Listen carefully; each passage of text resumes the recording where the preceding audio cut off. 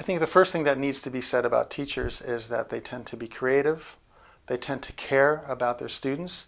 And I think those are the main assets of teachers, that they do care. They care about their teaching. They care about whether their teaching is having an impact on the students. And so I think that's something that we have to build on. They face tremendous challenges in the classroom. I think one of the things that we see across Europe is that teachers too often feel like they're isolated. They feel like they're there in front of the classroom, they're working with these students, they encounter some problems. The minute they bring up issues such as religion, such as culture, they're on slippery ice at that point in time because they've not necessarily been trained in this. So that can be overwhelming. There are also severe challenges with how to do this kind of work that means working with students around their issues of identity, working with controversial issues. How do you do that in 45 minutes? So the only way really for teachers to deal with these kinds of issues is to work with other teachers, to have the full support of the school director and the school leadership, and also to have the full support of any other stakeholders that are in the community when they want to address these kinds of issues. Schools are adjusting whether they like it or not.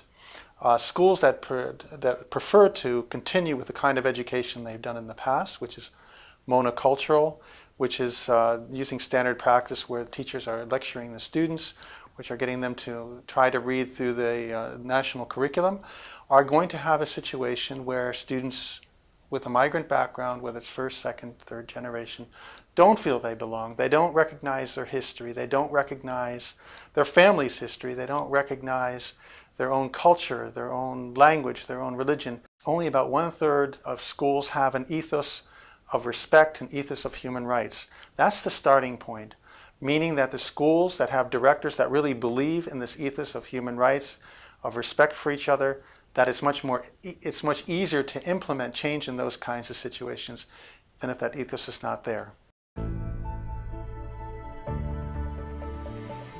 Create those conditions that the students feel safe, that they are willing to talk about who they are, their identity, their background, and also to find ways, and it's not, again, that's also not easy, to involve parents, whether that's after school activities, whether that's in the assignments that the children get in the school, that they can go back into their homes, talk to their parents, talk to their grandparents, and interview them and bring back that information into the schools. Many teachers don't have a lot of experience in multicultural environments when they were growing up.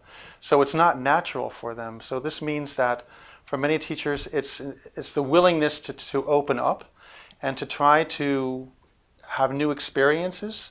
And those new experiences can be engaging in a conversation with the students about who they are and their backgrounds and their identities, realizing that they might not understand it completely, and that's okay.